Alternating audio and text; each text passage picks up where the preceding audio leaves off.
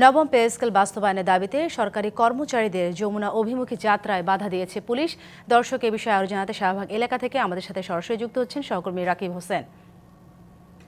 রাকিব, জানতে চাইব সরকারি কর্মচারীদের বিক্ষোভের কর্মসূচির বিষয়ে সবশেষ কি তথ্য আছে আপনার কাছে?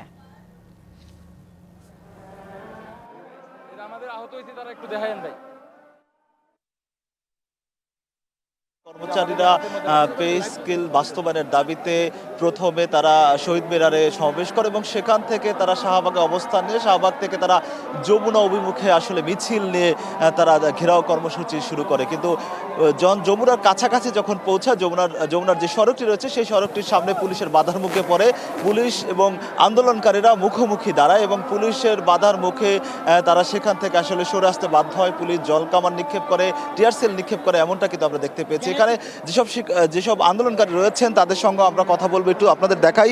এখন ঠিক হোটেল ইন্টারকন্টিনেন্টালের ঠিক সামনের যেই মোড়টি রয়েছে সেই মোড়ে কিন্তু হচ্ছে এই আন্দোলনকারীরা অবস্থান নিয়েছেন। তারা এখানে স্লোগান দিচ্ছেন এবং তারা তাদের পে স্কেল বাস্তবায়ন সহ নানা দাবি দেওয়া তুলছেন। এবং এখানে আমরা আন্দোলনকারীদের একজনের সঙ্গে একটু কথা বলবো এবং জানার চেষ্টা করব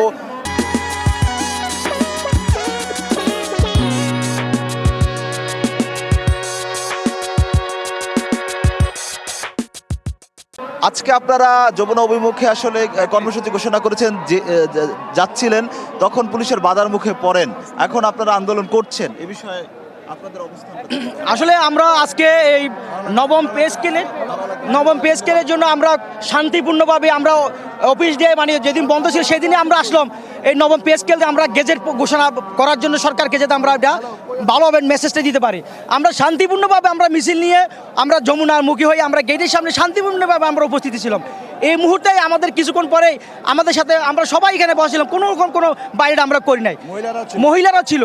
এর ভিতরে হঠাৎ করে ধন্যবাদ। আসলে যেমনটা বলছিলেন যে তারা শান্তিপূর্ণ কর্মসূচি পালন করছিলেন এবং শান্তিপূর্ণভাবে তারা মিছিল নিয়ে যাচ্ছিলেন, কিন্তু যখন যমুনা অভিমুখে তারা যাচ্ছিলেন তখন পুলিশের বাধার মুখে পড়েন এবং পুলিশ তখন আসলে তাদের সরে যেতে বলে। দুপক্ষের আসলে তর্কাতর্কির এক পর্যায়ে আসলে পুলিশের জলকামানের মুখে তারা সেখান থেকে এসে হোটেল ইন্টারকন্টিনেন্টালের সামনে এখন কর্মসূচি পালন করছেন। তারা বলছেন তাদের দাবি বাস্তবায়ন না হওয়া পর্যন্ত তাদের এই কর্মসূচি চলমান থাকবে। এই ছিল আমার কাছে এখান থেকে সবশেষ। অসংখ্য ধন্যবাদ আপনাকে।